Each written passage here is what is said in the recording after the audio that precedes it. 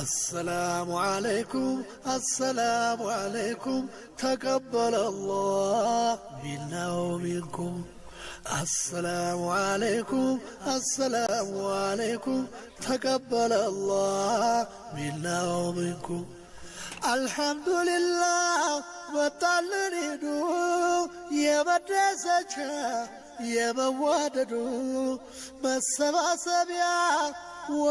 Hello and welcome. This is our special edition of Arafah festivity. Today we are going to celebrate this Eid at Mr. Hamid Ahmed's home with his family. And I hope you will have a joyous time with us. And for all Muslims, happy Eid, Eid Mubarak.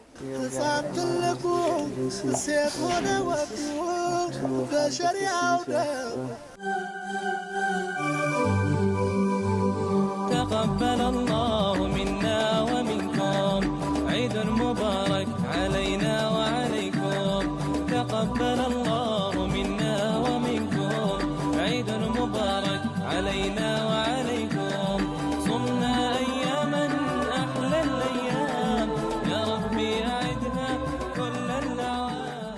Dear viewers, here we are in the house of Hamid Ahmed. Just as you can see it right here, there are invited guests and relatives here in home to be the part of this Arafah festivity. And we, Amhara Mass Media Agency journalists, are here to be the part of the celebration and hope you will have a good time with us. And here I have the owner of the house, Mr. Hamid, next to me. He will have much more explanation regarding this Arafah festivity. Dr. Hamid, thanks for giving us the chance to be a part of this festivity. To begin with the questions we have for you, may you say something regarding this Arafah festivity? There are in Islam there are two festivals, Eid-al-Fitr and Eid-al-Adha. And the one we are celebrating this time is Eid al-Adha or Arafah. And this is celebrated world over. And in our country and in our state, in Amhara and in Bahardar too. And today I'm celebrating this festival with my neighbors, relatives, and with my family. The first celebration starts is going to plain area where Muslims of a city will congregate together and they observe Eid Salah, that's Eid prayer together. Then that follows with sacrifice. After the Salah, after the prayer, people go back and offer their sacrification. And the sacrification is made at home. And usually sheep, goat are sacrificed. And people of 2 up to 7 can also sacrifice an ox, a camel. 1/3 of the sacrifice is given out to people who don't have, from the haves to non-haves. 1/3 is eaten by family, and the third part is to be also eaten by the family with relatives and neighbors and so on. And it's a festival of it's a festival. It's a delightment. So we have to enjoy this festival. According to the religious doctrine of Muslim, standing beside those needy section of the society is one pillar of the Muslim doctrine. And in addition to this, there are 4 more pillars of Muslim religion. Okay. May you have something to explain regarding those? Okay, good. It's a good question. A person to be called a Muslim, there are 5 fundamental things that should be fulfilled. The first is that individual must have the testimonies. There are 2 parts in that.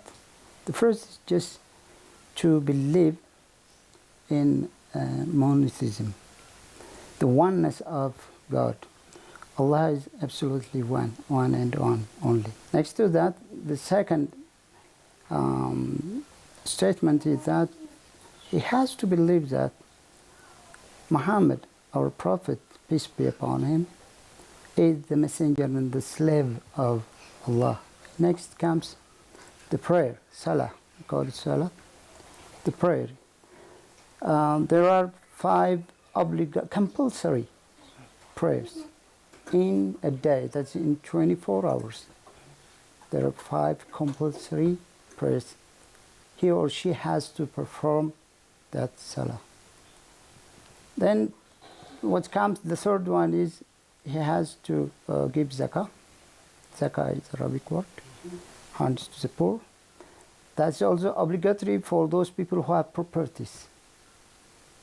Those who can, there are also a minimum threshold from each one that individual is obligated to pay out once in a year the zakah.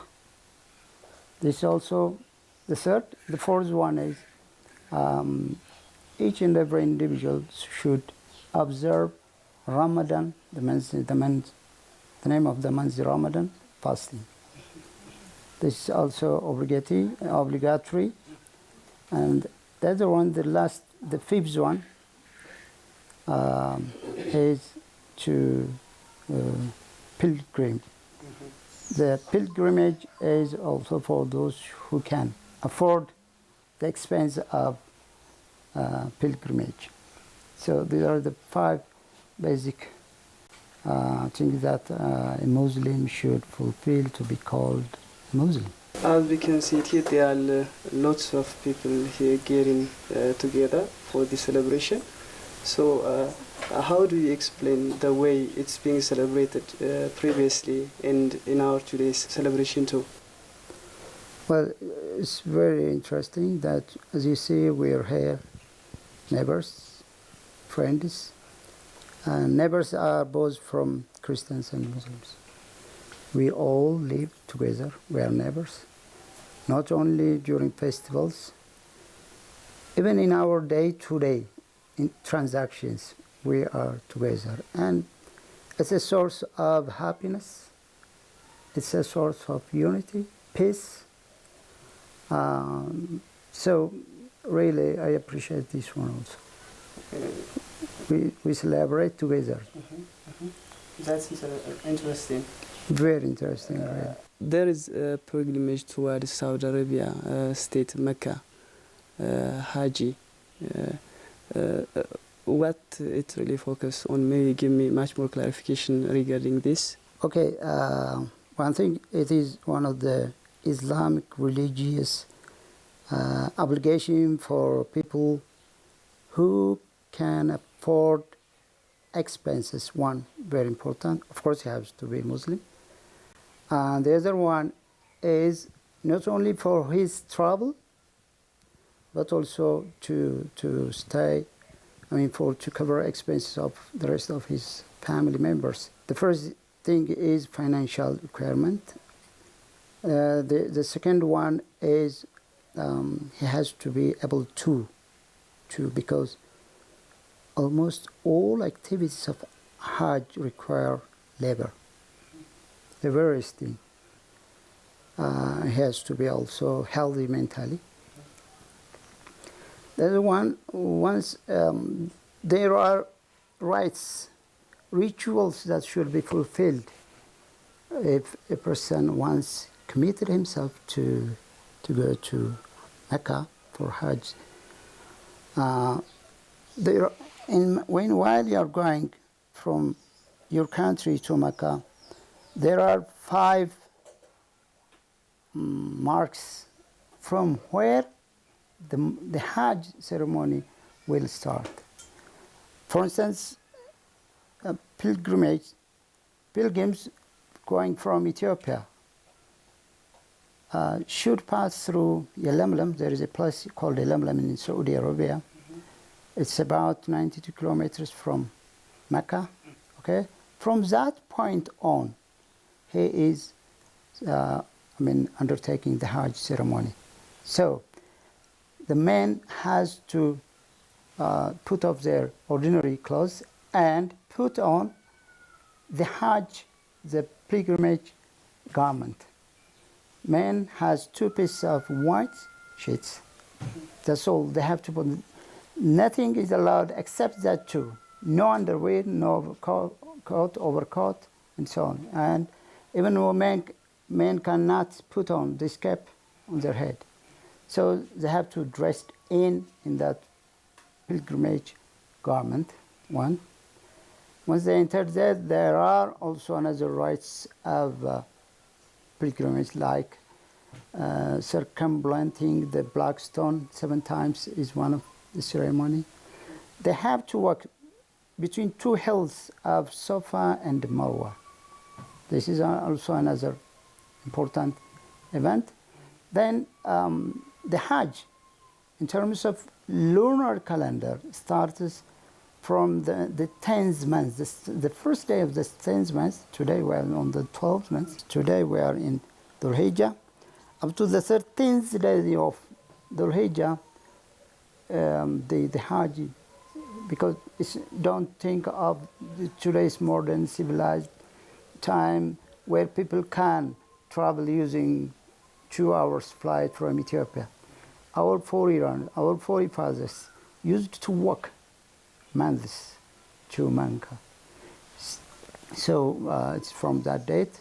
So the most important days of the Hajj are the 10 days of the Dhul Hijjah. From that 10 days, the 3 days are also central and they're very important, the chief days, the chief one. On the 8th day of Dhul Hijjah, pilgrims would move to a place called Mina, where they would stay about a week. And the first night they spend then, and the next day from Mina to Arafah. The main thing, if someone has to be called, he has undertaken or exercised Hajj, he or she has to spend that Arafah, the night of Dhul Hijjah, in Arafah Hill, around Arafah Hill. There is a delineation of the place. If I fail to spend that day in Arafah, the hill of Arafah, I'm not an Hajji. I don't have Hajj there. So that person has to stay there in Arafah. In that day, the mercy activity is going on. The Hajj, the pilgrim, should ask or can ask anything he wants from Allah, so that he would be bestowed, provided that he has fulfilled all other do's and don't do's. And there are don't do's, like hunting, like cutting trees, like picking up what's found on the earth. And there are don't do's. Even, for instance, for men, we are not allowed to put on this cap on mine. This is one of don't do's. If someone protects himself from don't do's, prohibited activities, and if he or she does all most of the do's, he would be rewarded with what he asked from his Creator. Then that day, the next day, there are also another important activities, like pebbles and smaller stones into there are places prepared for this. This is how we are against Satan, and inward we curse that Satan, and we throw the stone against him. This there is throwing, and after the pilgrims did this, they have to present their sacrification. Then after men will shave their head, okay, and women will trim a smaller part of their head. This is among the rituals of the Hajj.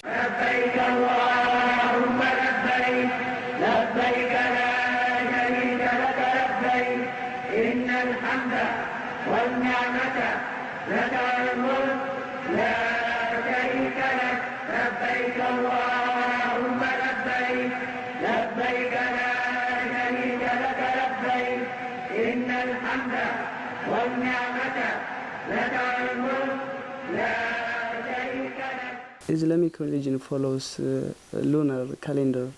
So what's your explanation regarding this way of calendaring? Okay, as much as I know, world over, there are several calendars used by different nations, countries. Even in our country, there are people who follow the lunar system. Basically, there are 4, but I know only 3: lunar, solar, and lunisolar calendars. After Hijrah, Muslims in the world use lunar calendar. In Islam, look, from the day, it's already stated in Quran, from the day, Allah told us that from the day heavens and the earth are created, the number of months in a year is declared to be 12. So the Muslims in the world use a lunar calendar, and it's 12 months. And when you take the number of days in 1 year, according to lunar calendar, it's about 354 days. That is, there is a difference between solar and lunar calendars of 11 days. And when it rotates, usually, for instance, let me give you an example of Ramadan, the month of Ramadan. In Islam, we experience, undergo each and every season of Ethiopia. We have 4 seasons of Ramadan. In my life, I have passed through all months of Ethiopian months, observing Ramadan. That means, because it's less by 11 days, every 3 years, there is a 1 month difference between the lunar and solar calendar. The Muslims, we have 12 months and 354 days, about sometimes 5. And this is, compared to the solar one, there is a difference of 11 days. So we pass through all seasons. All months pass through all seasons. And lunar calendar looks like that. Would you tell me some about the ulamas who have higher responsibility to preserve such celebrations of the Muslim family, and what sort of practical significance do they have in preserving such an asset of being as an Ethiopian plus that being a Muslim family too? Well, Muslims, we have ulamas. Ulamas means scholarly people, and the one to lead the religion and the Muslim community, their leaders. So they are the one to teach us what we should do, what we should not do. And then they are the ones to declare when we should also celebrate. So we know, we understand it. We have the teaching and the advice from our ulamas in order to celebrate festivals and to also carry out our day-to-day activities. So we respect them, ulamas, their leaders.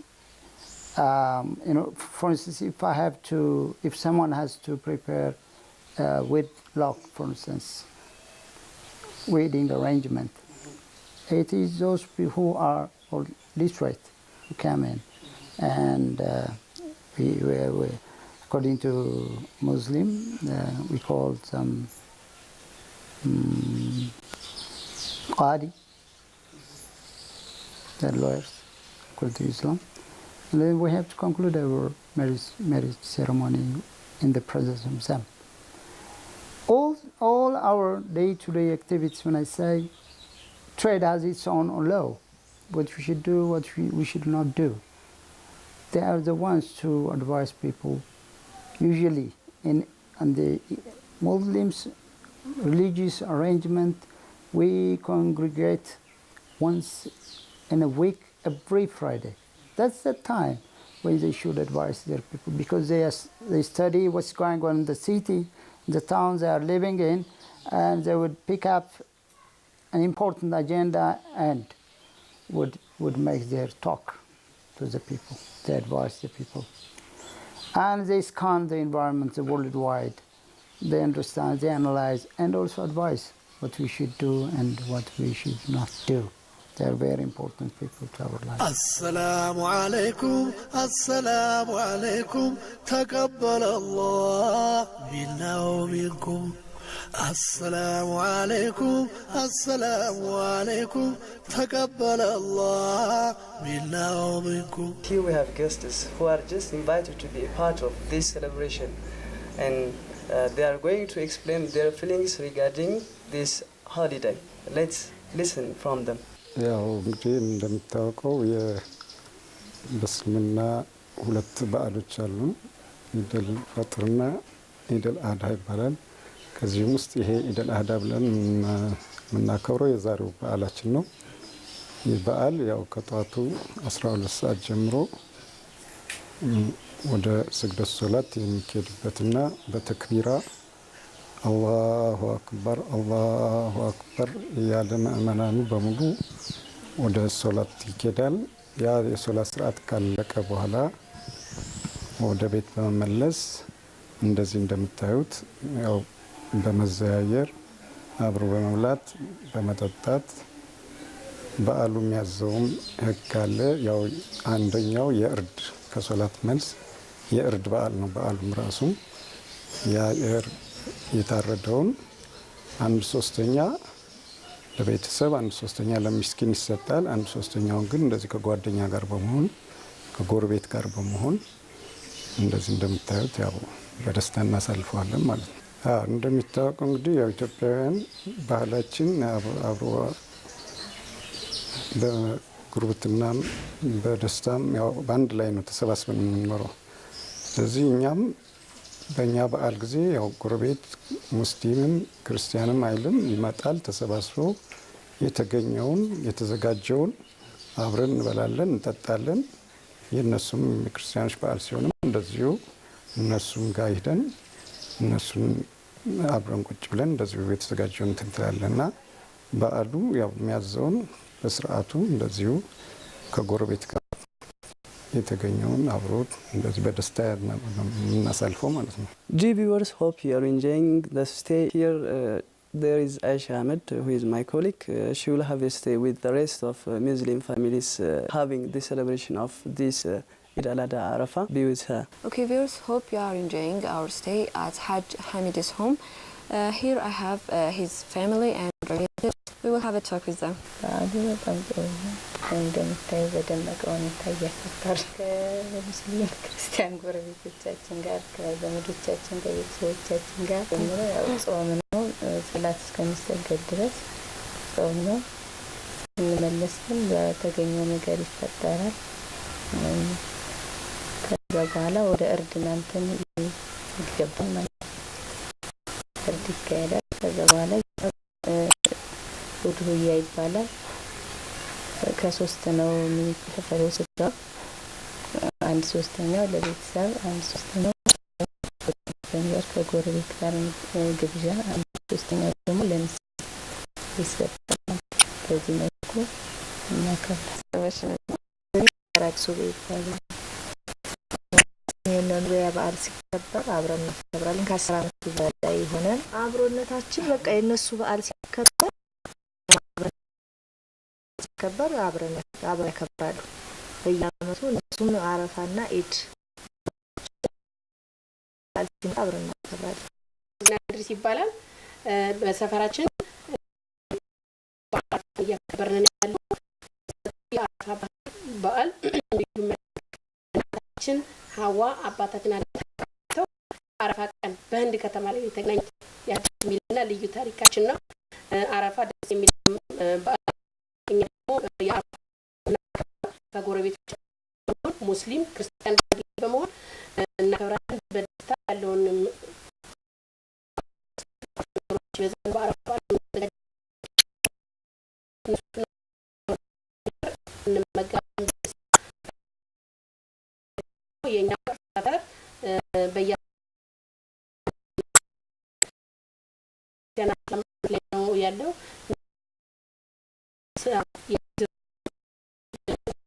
ጎረቤት ያለን የማህበራዊ ችግሮች ምን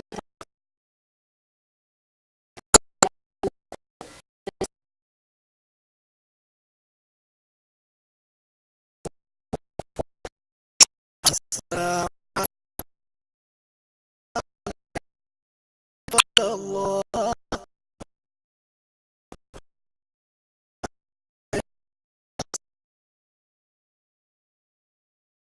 الله